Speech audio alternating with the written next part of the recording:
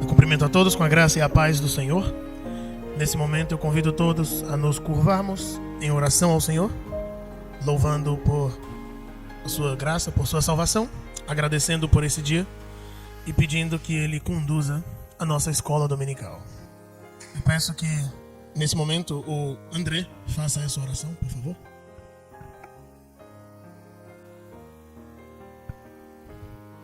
Convido a todos a abrirem suas Bíblias no Salmo 63. Nós leremos todo o Salmo de forma alternada.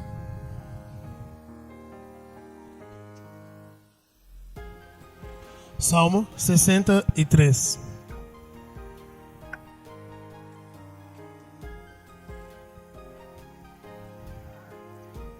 Leiamos de forma alternada o Salmo 63. Ó Deus, Tu és o meu Deus forte, eu te busco ansiosamente. A minha alma tem sede de Ti, meu corpo Te almeja como terra árida, exausta, sem água. Assim eu te contemplo no santuário para ver a Tua força e a Tua glória. Porque a Tua graça é melhor do que a vida, os meus lábios Te louvam. Assim cumpre-me bem dizer-te enquanto eu viver, em Teu nome levanto as mãos. Como de banha e de gordura farta-se a minha alma, e com júbilo nos lábios a minha boca Te louva. No meu leito, quando de Ti me recordo, e em Ti medito durante a vigília da noite. Porque Tu me tens sido auxílio, à sombra das Tuas asas eu canto jubiloso. A minha alma apega-se a Ti, a Tua destra me ampara. Porém, os que me procuram a vida para destruir, abismar-se-ão nas profundezas da terra. Serão entregues ao poder da espada, e virão a ser pasto dos chacais. O rei, porém, se alegra em Deus, quem por ele jura gloriar-se-á, pois se tapará a boca dos que proferem mentira. Cantemos juntos e de pé o hino 350.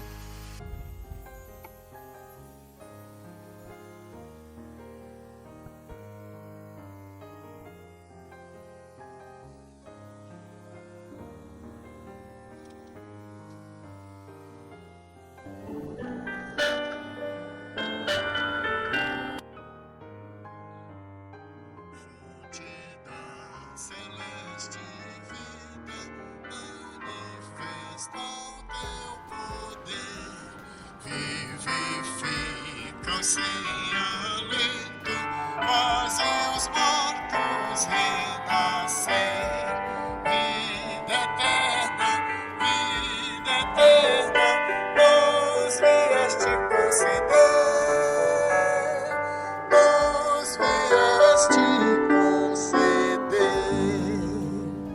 Ao abrirmos o Teu livro, Ele emana a luz dos céus, esclarece todo engano e dos erros livra os teus. Ilumina nossas almas, grande Deus, nossas almas, grande Deus. Na leitura desta Bíblia, dá-nos gozo, ó Senhor, tendo pelo Teu ensino comunhão em santo amor. Exultamos, entoando Teu louvor, entoando Teu louvor. Pelo estudo da palavra, aprendemos de Jesus. Ó, concede os belos frutos desta instrução produz. E gozamos, alegria, vida e luz. Alegria, vida e luz. Amém. Podem se assentar. convido a que abram as Bíblias no Salmo 73.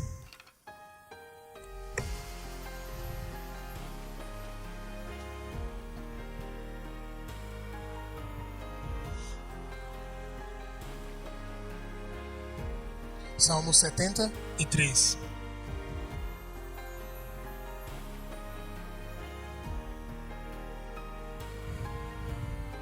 Nós leremos de forma alternada dos versículos 12 ao 28. Salmo 73, de 12 a 28. Eis que são estes os ímpios, e sempre tranquilos aumentam suas riquezas. Com efeito, inutilmente conservei puro o coração e lavei as mãos na inocência. Pois de contínuo sou afligido e cada manhã castigado. Se eu pensara em falar tais palavras, já aí teria traído a geração de teus filhos. Em só refletir para compreender isso, achei muito pesada a tarefa para mim. Até que entrei no santuário de Deus e atinei com o fim deles. Tu certamente os pões em lugares escorregadios e os fazes cair na destruição. Como ficam de súbito assolados, totalmente aniquilados de terror. Como ao sonho, quando se acorda, assim, ó Senhor, ao despertares, desprezarás a imagem deles. Quando o coração se me amargurou e as entranhas se me comoveram, eu estava embrutecido e ignorante. Era como irracional a tua presença.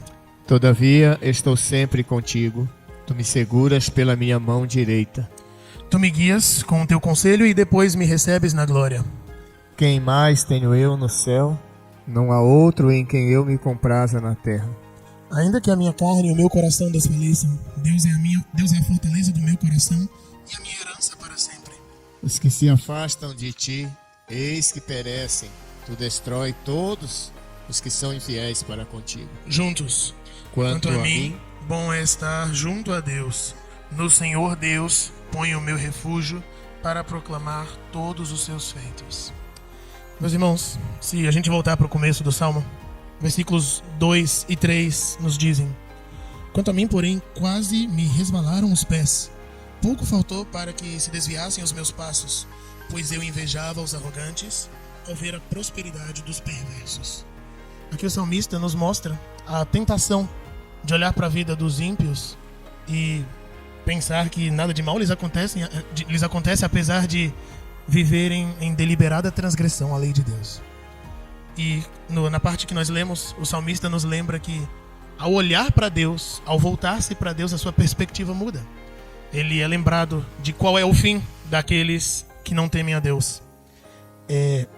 Então que seja nesse momento a nossa lembrança de que os pecados não confessados e não arrependidos causam separação entre Deus e o homem. E que, apesar de que nós talvez não possamos ver nesta terra o fim de toda essa maldade que os ímpios cometem, o Senhor é soberano sobre tudo isso. Que nós voltemos os nossos olhos para Deus e que nós ponhamos a nossa esperança no Senhor. Que nós nos lembremos que nós fomos chamados para viver em obediência e temor ao Senhor.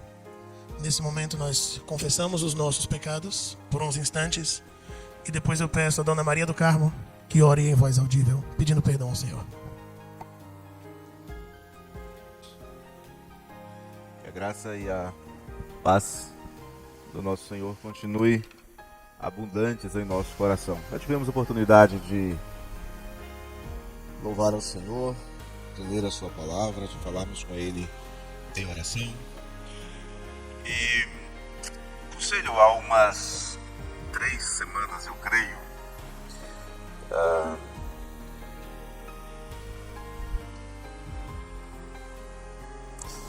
o conselho decidiu que essa nossa aula de hoje nós deixaríamos por um tempo os estudos do Credo, neste domingo especificamente, e trabalharíamos um pouco sobre um tema extremamente importante, que é a necessidade de envolvimento dos membros da igreja nas atividades.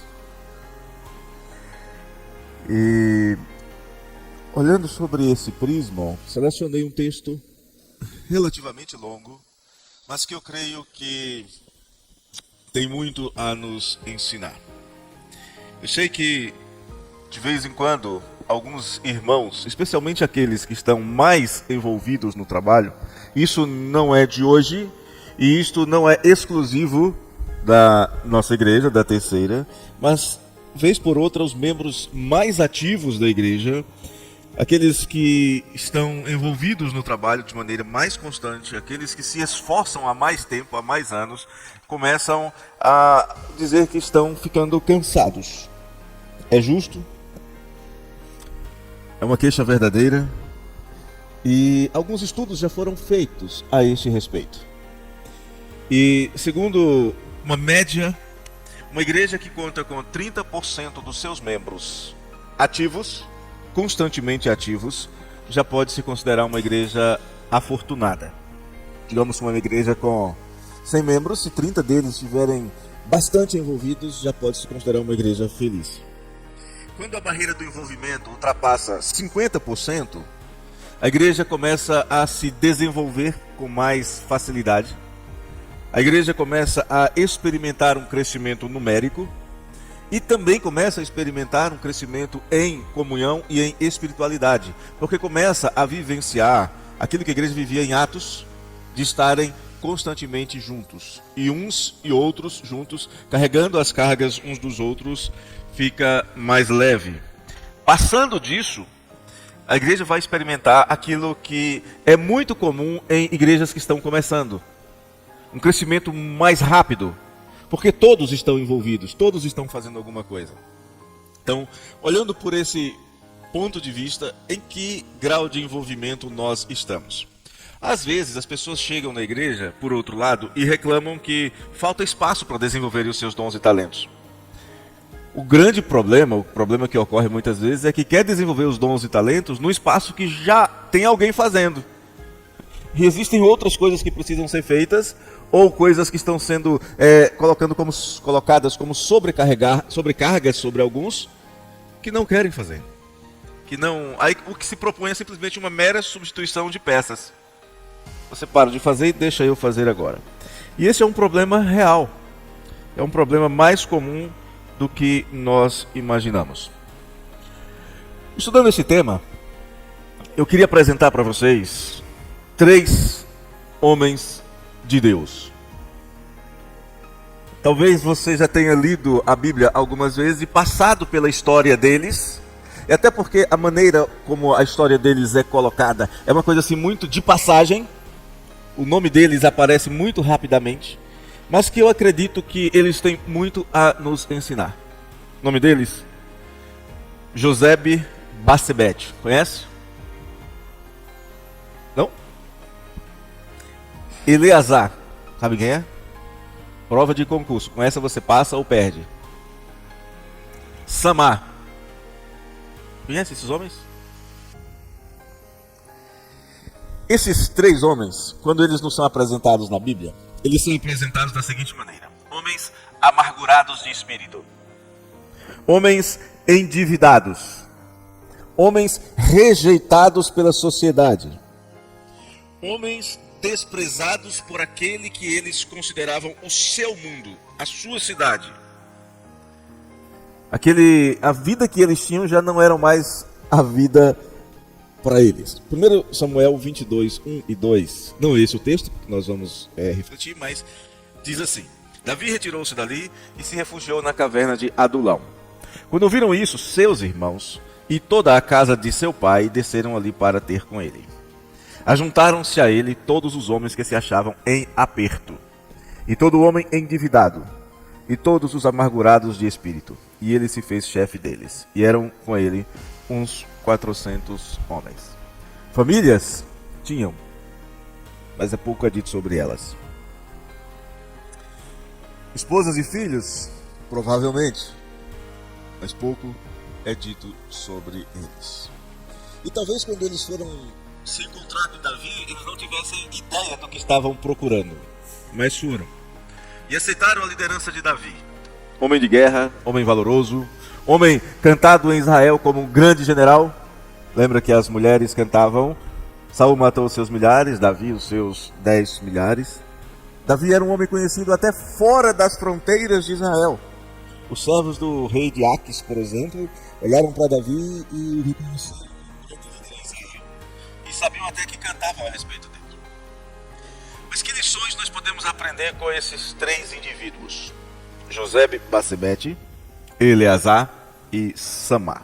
Primeiro, vamos ver Josebe Bassebete. A Bíblia diz de Josebe Bassebete o seguinte, segundo livro de Samuel. São esses os nomes dos valentes de Davi. Josebe Bassebete, filho de Taquemone, o principal dos três. Este brandiu a sua lança contra 800 e os feriu de uma vez.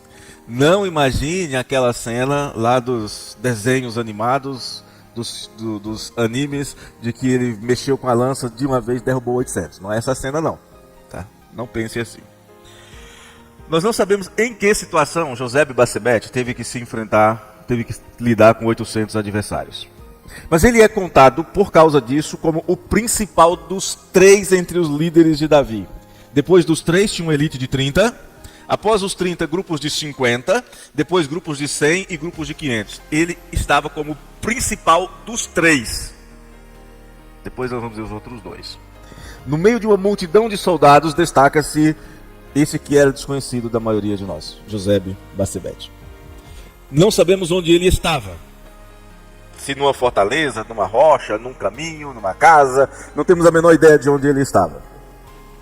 Mas a Bíblia diz que ele enfrentou e venceu de uma vez 800 homens. Em quanto tempo isso aconteceu? Não sei. Foram horas, foram dias? Não tenho a menor ideia. Mas ele enfrentou e venceu 800 homens. Se já é difícil ver um homem sozinho com uma lança vencer tantos inimigos indo sobre ele como uma hora, mas pastor, isso é muito difícil, eu não consigo imaginar. Eu também não. Eu não consigo imaginar a cena. Um homem sozinho com uma lança enfrentando 800 homens. Não consigo imaginar a cena. Mas ele é um soldado que defende o seu posto, enfrentando inimigos indo sobre ele e vai derrotando um a um, pouco a pouco. Além do fato de vencer 800, que é um número grande, aqui destaca-se a sua perseverança. 800 é mais do que 1, mais do que 2, mais do que 10. A força de 800 é mais do que a força de um só. Agora, pense na luta. Experimente você tomar uma barra de ferro, ou de madeira com um pedaço de ferro na ponta, de mais ou menos 3 quilos. Imagine você fazer um movimento de espetar essa barra de ferro em uma madeira, em alguma coisa. 3 quilos, 800 vezes. Sem parar. Você já vai ter a vantagem de que a madeira não se desvia, não rebate o seu movimento e nem tenta cortar a sua garganta com uma espada. Eu sei que depois de algumas vezes, não precisa nem chegar a 800, você vai cansar o seu braço. Josebe Bassebete vai se destacar entre os soldados de Davi, sem cargo, sem título, sem honra, porque fez o que havia de necessário para fazer. Você recriminaria Josebe Bassebete se ele tivesse num posto de guarda e viesse 800 homens contra ele e ele simplesmente jogasse a lança ao chão e se retirasse para juntar-se com os demais soldados? Você ia dizer que ele era um covarde? Ninguém ia recriminá-lo. Você o recriminaria se ele negociasse com os adversários? Olha, vamos fazer o seguinte, eu entrego aqui o posto de guarda para vocês, mas me deixa voltar para casa, né? A gente não luta, fica tudo certo. Ou então, vocês não me matam, eu me entrego. Vocês recriminariam esse homem se fizesse isso, 1 contra 800? Não. Mas se ele tivesse feito isso, a gente não estava falando dele agora. Ele seria um total, não era nem um ilustre desconhecido, ele seria um total desconhecido. Mas é uma pergunta que eu faço, que me veio à mente quando eu li esse texto. Onde estão os outros soldados? Já pensou nisso? Já tinha vindo à sua cabeça, na medida que eu iniciei o texto, a pergunta: onde estão os outros soldados? Por que esse homem tem que enfrentar sozinho 800 inimigos? Onde estão os outros soldados? Não tenho a menor ideia. O texto não fala. Havia outros soldados? Havia. Davi tinha pelo menos 400 homens amargurados de espírito e endividados que se uniram a ele. Então havia outros soldados. Ele era o principal entre 3, entre 30, entre 50, entre 100 e entre 500. Então havia outros soldados, mas somente este corajoso enfrentou os inimigos, enfrentou a batalha, enfrentou aqueles que queriam matá-lo. É por isso que eu queria destacar José Bassebete como um homem de coragem que não temia o que precisava ser feito. E é por ser um homem de coragem, ousado e firme que Deus o retira do anonimato para colocá-lo entre nós como um exemplo. É fato que às vezes nós estamos sozinhos. Às vezes temos que fazer uma tarefa que é muito grande, que é pesada, e estamos sozinhos. O que fazer quando isso acontece? A primeira coisa é ter consciência do tamanho da tarefa e de que obra é essa que está sendo feita. Me lembra Neemias, no capítulo 6, verso 3. Quando os inimigos querem matá-lo, chamam-no para uma conversa, para fazer um acordo. Neemias diz: enviei-lhes mensageiros a dizer: estou fazendo grande obra, de modo que não poderei descer. Por que cessaria a obra, enquanto eu a deixasse e fosse ter convosco? Havia uma grande obra para ser feita. José Bassebete tinha uma grande obra para ser feita. Havia obstáculos, mas ele a faria. Eu me lembro, quando eu estava estudando isso aqui, eu me lembrei da história de uma canção que falava de um incêndio. Todos os animais fugiam desesperados e um pequeno passarinho ia lá no regato, enchia o seu bico de água e voltava para jogar no incêndio. E o incêndio só crescia. O leão, então, querendo se passar por sábio, diz zombeteiramente ao passarinho: para com isso, deixa de ser tolo, isso é inútil, você não vai conseguir. E as hienas, então, dão aquelas estridentes gargalhadas. O passarinho diz apenas: pode não funcionar, mas estou fazendo a minha parte. Estou fazendo o que posso. Talvez você seja muito bom no seu trabalho, talvez você seja o melhor no seu trabalho. E é bom que seja assim mesmo. Provérbios 22, 29 diz que alguém que é perito na sua obra será posto perante reis. Eu acredito que quando nós somos menos do que Deus tem nos habilitado a ser, nós estamos pecando. Não estamos fazendo as coisas de todo o coração. Nós estamos fazendo como devemos. Mas na casa de Deus, na obra do Senhor, muitos que são extremamente habilidosos e comprometidos no que fazem lá fora, quando chegam na casa do Senhor, se tornam como passageiros em um barco. Se assentam no banco. E mais nada. Isso não agrada ao Senhor. Jesus fala isso em Lucas 3, 9. E também já está posto o machado à raiz das árvores. Toda árvore que não produz bom fruto é cortada e lançada ao fogo. Eu acredito que se incomoda ao Senhor, deveria nos incomodar também. Tem passageiro que, mais do que simplesmente ser carregado, também se torna fonte de desequilíbrio. Eu fiz uma viagem uma vez num barco, num dia de banzo, no lago da hidrelétrica de Tucuruí. Banzo, ou banzeiro, é quando o vento começa a agitar as águas. E era um barquinho, estávamos eu, Ezra, Lucy, mais um casal com a sua filha e o barqueiro. E estávamos ali e o barqueiro dizia apenas: não temam e não se mexam. Se vocês fizerem o que não devem, nós vamos afundar. Fique quieto, deixa comigo. A gente não devia atrapalhar. Já bastava ele estar nos carregando, era necessário que a gente não o atrapalhasse. Às vezes nós estamos parados, somos um peso. Outras vezes há aqueles que fazem movimentos, mas que são movimentos que não contribuem, que atrapalham. E o que fazer?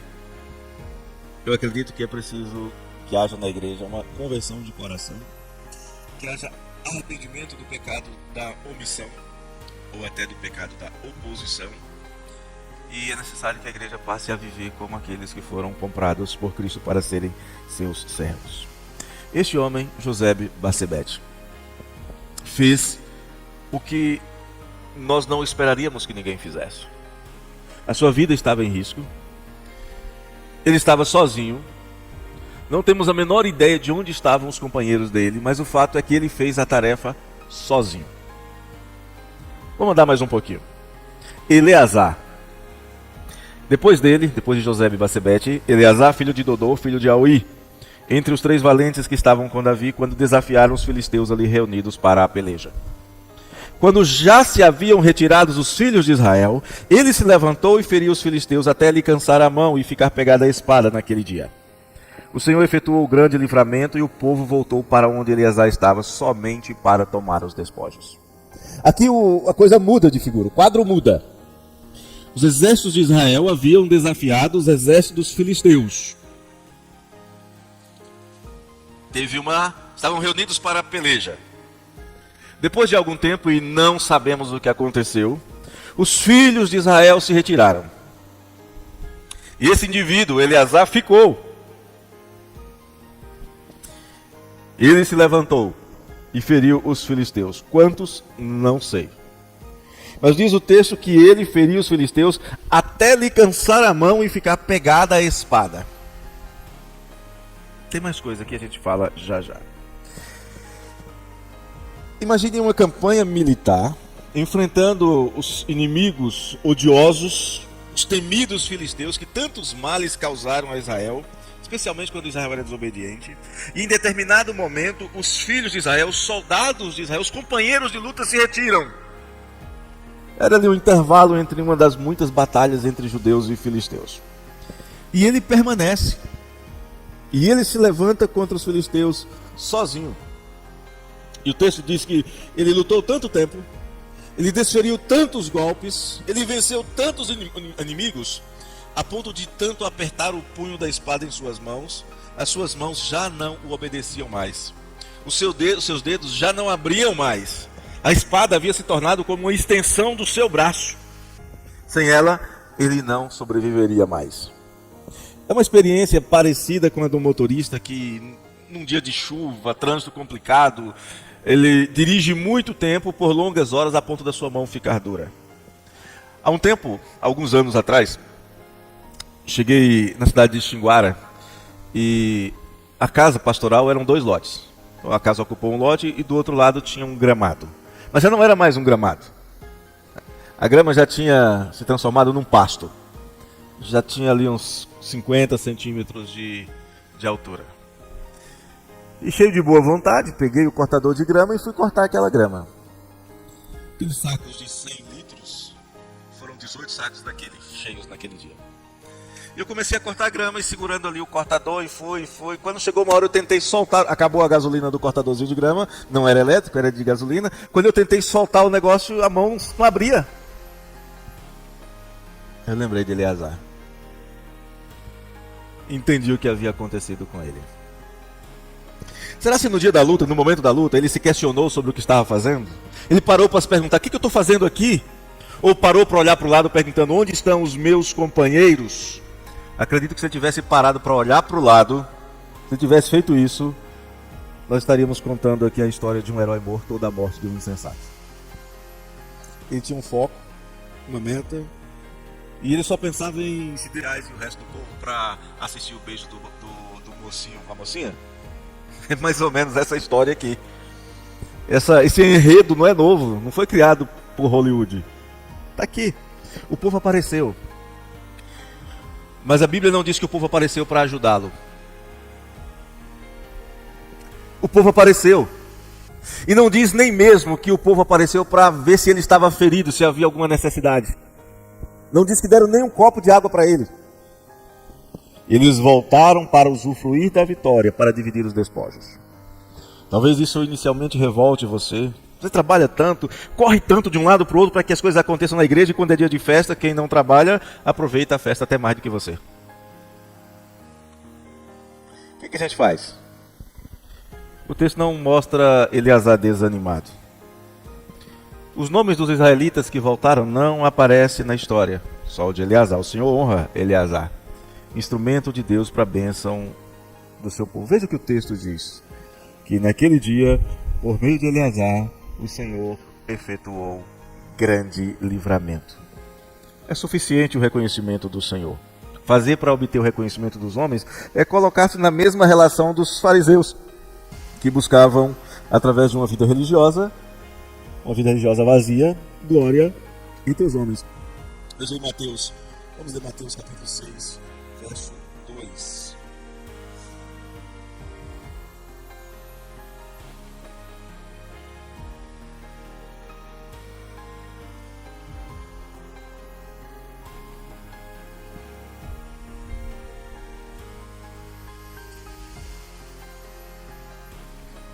Vamos lá? Mateus 6:2. Leiamos. Quando, pois, deres esmola, não toques trombeta diante de ti, como fazem os hipócritas nas sinagogas e nas ruas, para serem glorificados pelos homens. Em verdade vos digo que eles já receberam a recompensa. Josebe, Bassebete, Eleazar, agora Eleazar. Ele faz o que tem que ser feito. O Senhor efetua o grande livramento, a glória e a honra que é dada ao Senhor, e o povo é abençoado. O terceiro, Samar. Texto lá de segundo livro de Samuel, no capítulo 23, a partir do verso 11, diz assim: Depois dele, Samar, filho de Agé, o Ararita, quando os filisteus se ajuntaram em Leí, onde havia um pedaço de terra cheio de lentilhas, e o povo fugia de diante dos filisteus. Pôs-se Samar no meio daquele terreno e o defendeu, e feriu os filisteus. E o Senhor efetuou grande livramento. Também não sabemos quantos inimigos, quantos obstáculos, quantas dificuldades Samar enfrentou. Ele defendeu um pedaço de terra cultivável contra os inimigos do povo de Deus. E se era uma terra cultivável, era campo aberto. Não tem muros, não tem paredes, não tem fortaleza. Se no relato de Josebe e Bassebete nós não sabemos onde está o povo, Se no relato de Eleazar é dito que o povo havia se retirado, o escritor aqui coloca uma informação ainda mais dramática. O povo fugia de diante dos filisteus. O povo deu as costas aos seus inimigos. Certamente deu as costas ao próprio Samar. Mas ele ficou. E ele enfrentou os inimigos. E ele proporcionou o tempo necessário para que aqueles que fugiam se distanciassem e ficassem em segurança. Quem eram esses que fugiam? O povo de Deus. Seus nomes, só Deus sabe. Mas nós sabemos o nome de Samar. Era um dos 3 valentes de Davi. Esqueça Chuck Norris, esqueça Rambo, esqueça Schwarzenegger. Samar é o cara.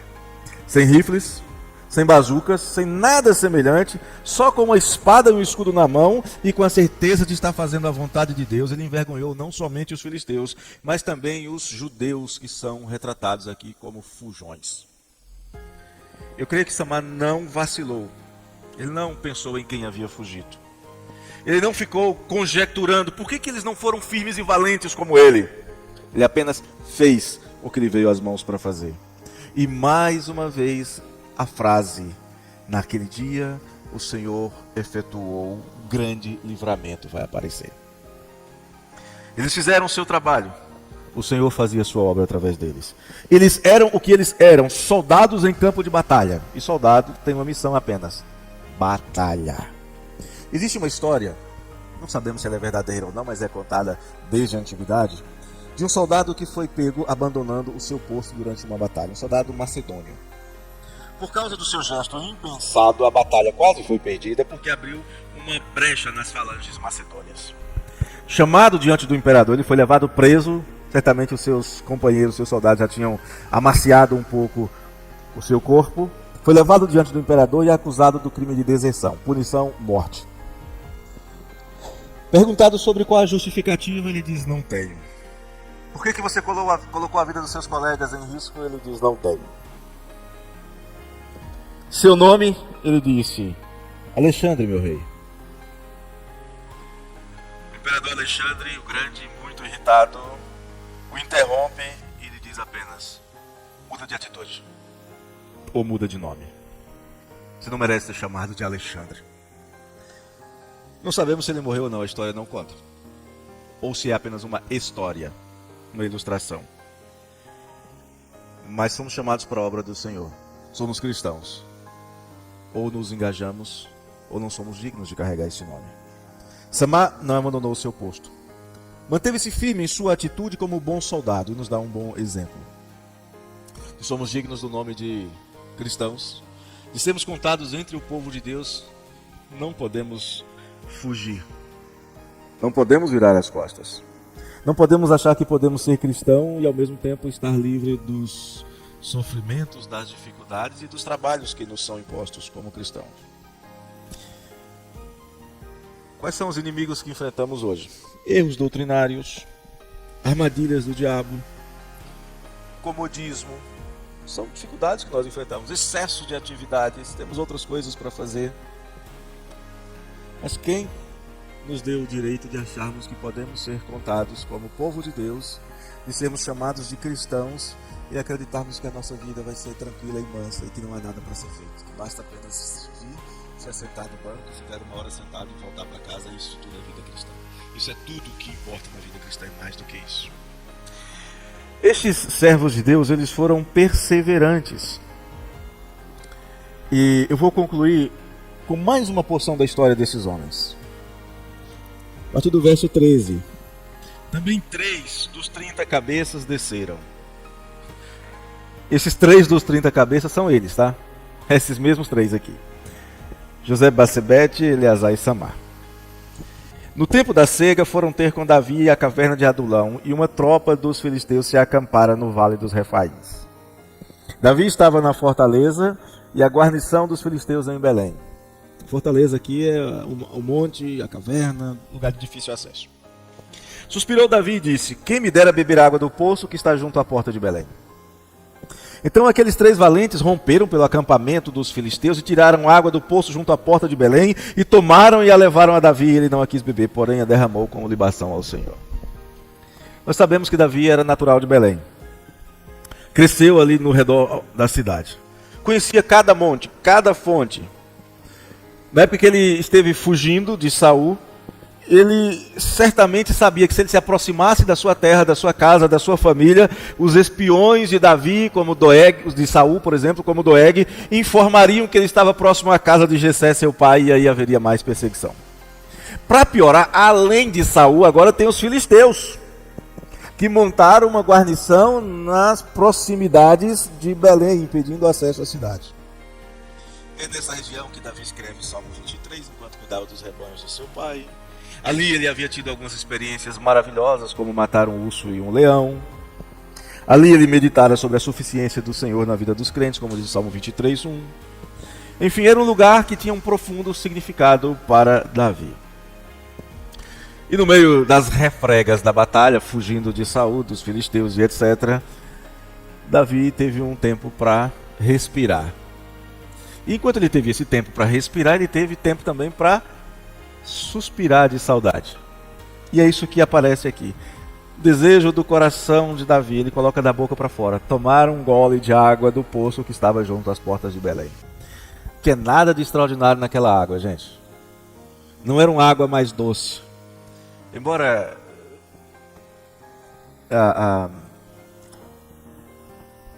ele havia todo um significado aqui.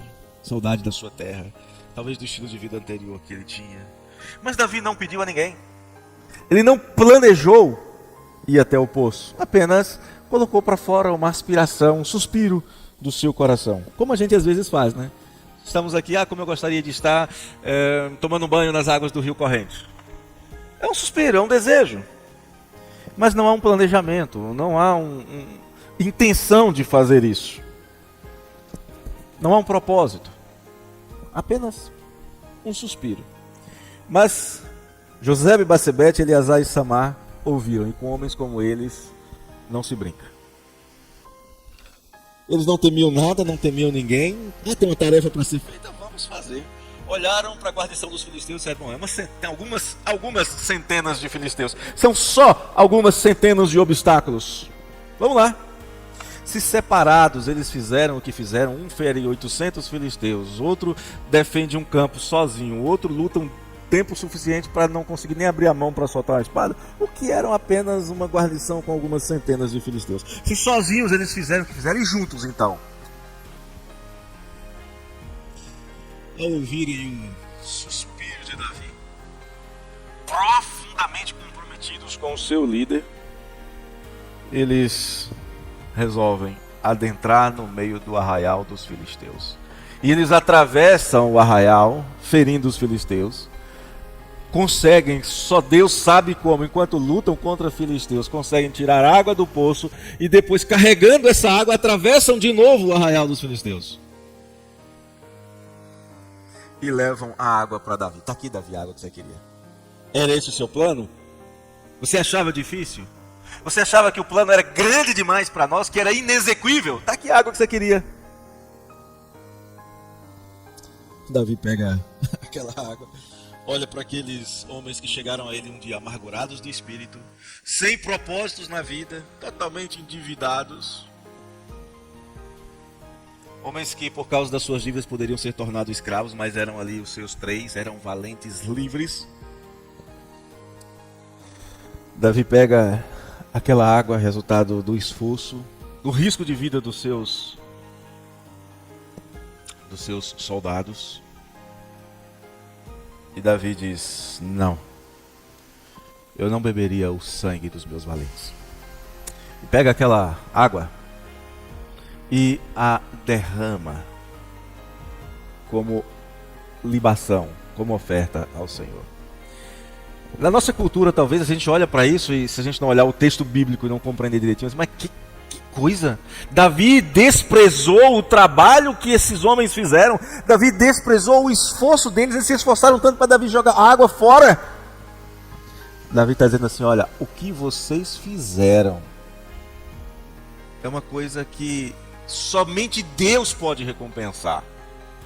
O que vocês fizeram, somente Deus pode dar a vocês a justa recompensa, a recompensa na justa medida. O galardão de vocês é algo que só Deus pode dar.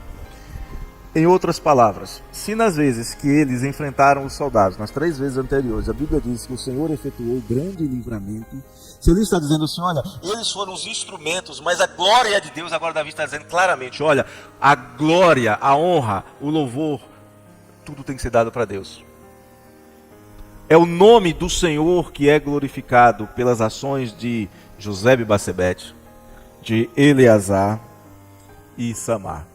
Homens que tinham como propósito servir ao Senhor, servir ao povo de Deus, servir aquele que Deus ungira para ser o próximo rei de Israel.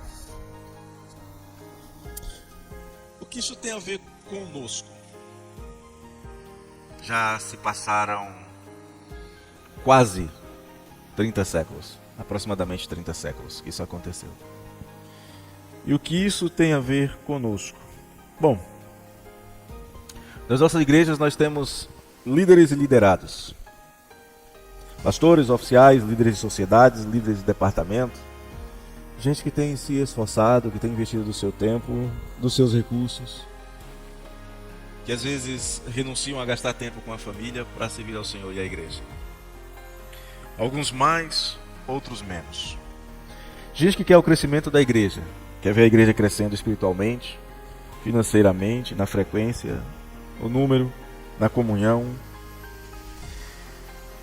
Gente que quer ver a igreja ser abençoada. Gente que quer mais do que satisfazer desejos pessoais. O Davi queria ver Belém livre. Não queria apenas tomar um gole de água daquele poço. O exemplo de Josebe e Basebete, de Eleazar e de Samar tem a sua resposta máxima na ação de Davi. Verso 17, ele diz assim: longe de mim, ó Senhor, fazer tal coisa. Beberia eu o sangue dos homens que lá foram com perigo de vida, de maneira que não a quis beber. Ele a derramou como libação ao Senhor. São estas as coisas que fizeram os 3 valentes. E depois disso, cadê Josebe e Basebete? Não sei. E Eleazar, idem. E Samar, também. Fizeram o que tinha que fazer, cumpriram o mandato para o qual o Senhor os havia chamado, para o qual o Senhor os havia colocado no meio do povo de Deus, e depois não sabemos mais nada sobre eles. Aliás, o nome Josebe e Basebete aparece na Bíblia uma vez só. Samar aparece mais vezes, Eleazar também, mas Josebe e Basebete aparece uma vez somente. Isso tudo ilustra para a gente uma coisa muito importante. Às vezes nós estamos fazendo, talvez você esteja trabalhando muito em uma determinada área na igreja, servindo ao Senhor, olhando para o lado, ou às vezes não tem nem tempo de olhar para o lado, mas está fazendo sozinho. Ninguém está te ajudando. Não dá nem tempo de você olhar para ver se tem alguém perto. Você não sabe onde está ninguém. Aí você pensa: vou parar, vou desistir. Josebe e Basebete não olhou onde estavam os seus companheiros, ele serviu. Ele fez o que tinha que fazer. E o Senhor efetuou o grande livramento a Israel. Talvez você até saiba onde estão. Foram se colocar em segurança. Foram se colocar em lugares confortáveis. Estão em casa, estão nos passeios, estão nos shoppings, estão no lago, estão por aí, cuidando das suas vidas. E você fazendo. Você se arriscando. E você cansando. O Senhor está fazendo a obra através de você. O texto bíblico diz que o Senhor efetuou o grande livramento. E talvez depois de ter feito tudo isso, você olhe, quando está tudo pronto, vem todo mundo que ninguém estava fazendo nada, vem todo mundo para usufruir, todo mundo para festejar. Não fique indignado. O Senhor fez a obra através de você. O Senhor colocou você para fazer. O Senhor vai se lembrar de você.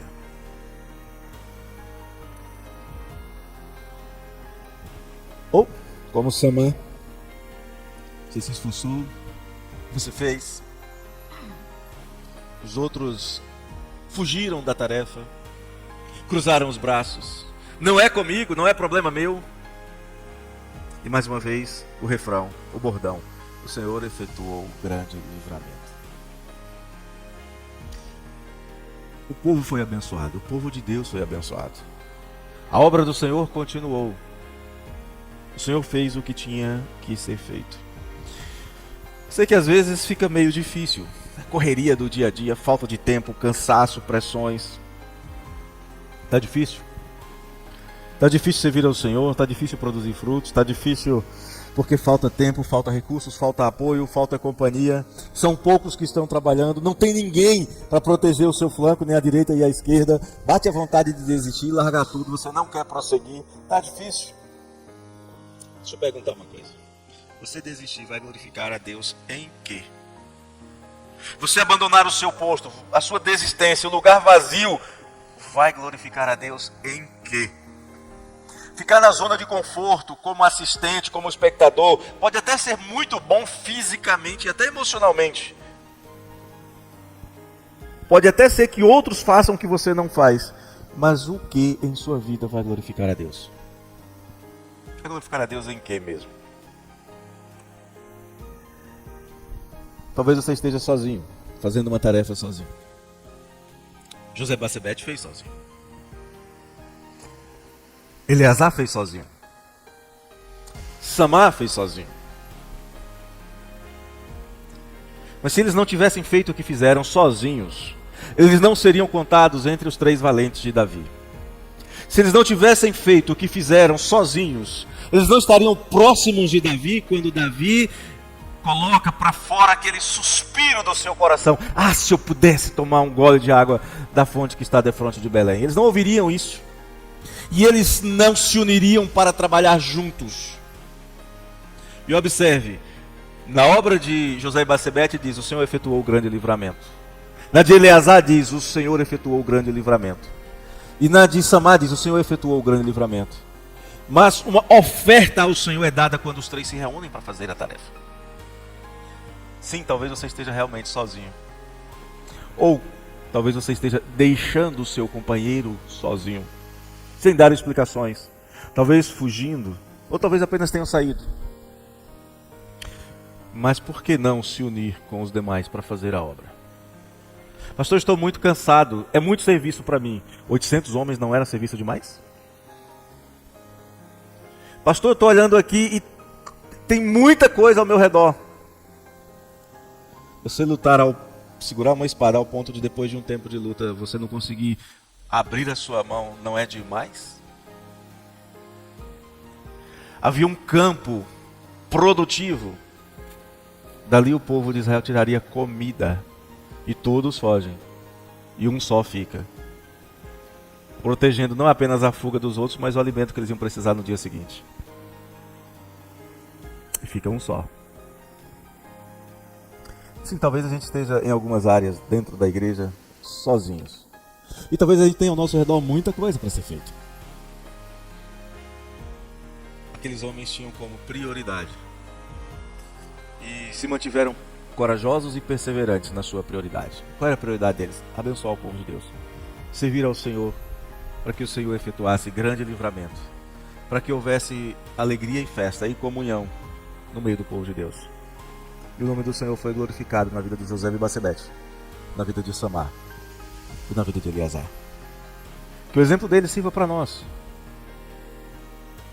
Pastor, como é que eu posso fazer a mesma coisa na igreja? Gente, eu tenho certeza. Eu tenho já 30 anos de caminhada dentro da igreja. Eu nunca vi uma igreja onde não houvesse algo que precisasse ser feito. Eu nunca vi uma igreja onde não houvesse pelo menos uma pessoa fazendo mais coisas do que o normal porque outros não estão fazendo. Eu nunca vi. Eu sempre vi ao longo desses 30 anos pessoas fazendo muitas coisas, se esforçando até para fazer aquilo para o qual não são tão habilidosos assim, porque aqueles que são não fazem, não querem fazer. E tem N razões para não fazer. Muito trabalho, família complicada, tem que cuidar dos filhos, os filhos estão crescendo, tem que acompanhar na escola, tem isso, tem aquilo outro. Sempre foi assim. E vai continuar sendo assim. Nós temos, para facilitar os trabalhos da igreja, a igreja é dividida em N ministérios. A nossa igreja tem uma lista, quase que tem mais ministérios do que membros. E se você olhar a lista de pessoas que estão atuando nesses ministérios, você vai ver gente que está com o seu nome em 10 lugares diferentes. Aí você pergunta, mas fulano faz tudo, você se dispõe a fazer? Você quer ficar do lado enquanto ele peleja com a espada, você ficar com o escudo para proteger o lado? Nós temos sociedades internas divididas para facilitar. É difícil para mim trabalhar tal, no meio dos homens. Tem as mulheres para fazerem o trabalho. Quantas das mulheres da igreja estão envolvidas com a sociedade interna, com a SAF? Algumas igrejas mais, outras menos. Mas até que ponto você está envolvido? A nossa sociedade, ela tem a diretoria completa? SAF? Acho que tem, né? Tem, Sandra? Sabe dizer? Diretoria está completa? Da SAF? Não sabe? Nossa UPH. Esqueci. E a nossa mocidade. Os nossos jovens, que a Bíblia diz, vocês são fortes e vocês têm vencido o maligno. Onde estão os jovens? Os nossos adolescentes, né? Sempre tão vigorosos. A história de José e Basebete, de Eleazar e de Samar é apresentada para nós nessa manhã como um desafio, como uma convocação. Eu poderia dizer, como na história de José e Basebete, eu não sei onde você está nem o que você está fazendo, mas há algo para ser feito e há um lugar onde você precisa estar para fazer. Ou fazer como na história de Eleazar. Você já veio, já fez alguma coisa e se retirou. Ainda há algo para ser feito, ainda há um lugar para se ocupar. Ou talvez, como na história de Samar. Você olha o tamanho do desafio e esteja fugindo. Ah, não quero não dou conta não. Mas ali é o seu lugar. Ainda há algo para ser feito. Há um lugar vazio que você tem que ocupar. Acho que mais não precisa ser dito. O desafio está posto. E eu espero que a Igreja do Senhor não se esqueça do exemplo de José e Basebete. É um nome esquisito, é verdade. Eu nunca conheci ninguém fisicamente com esse nome. Eleazar, já conheci uns 2. Samar, nenhum. Porque normalmente as pessoas dão nomes bíblicos aos seus filhos pegando aqueles nomes mais conhecidos, né? Davi tem aos montes. Aqui na igreja nós temos 2. Mas José e Basebete, Samar, são ilustres desconhecidos. Que Deus tira do anonimato, e que Deus tira do anonimato nesta manhã, para que nós olhemos o que eles fizeram e sejamos chamados à nossa responsabilidade cristã. Que o Senhor nos ajude e mova o nosso coração. E se o Senhor não mover o coração, nada vai acontecer. Vamos orar? Obrigado, Senhor, pela possibilidade que nós temos de olhar para eventos de 3.000 anos atrás E vê-los na sua complexidade. E na sua atualidade. Pedimos, em nome de Cristo, que o Senhor coloque no coração dos teus filhos a mesma disposição que um dia pôs no coração destes 3 homens que hoje mencionamos. Pai, que os nossos nomes sejam lembrados no futuro pela Tua Igreja, como aqueles que serviram ao Senhor no seu tempo, que foram usados pelo Senhor para que no meio do povo de Deus houvesse livramento, houvesse mantimento, houvesse comunhão e alegria. Queremos, ó Deus, que cada um que está aqui seja lembrado, ó Deus, como instrumento do Senhor, como alguém que foi usado pelo Senhor para a glória do Senhor. Abençoe-nos, Deus, nós te pedimos. Abençoe a Tua Igreja, onde quer que ela esteja reunida agora, e onde essa realidade se faça presente. Desperta o Teu povo para o Teu serviço, para a Tua obra. É o nosso desejo, é a nossa súplica, em nome de Jesus. Amém.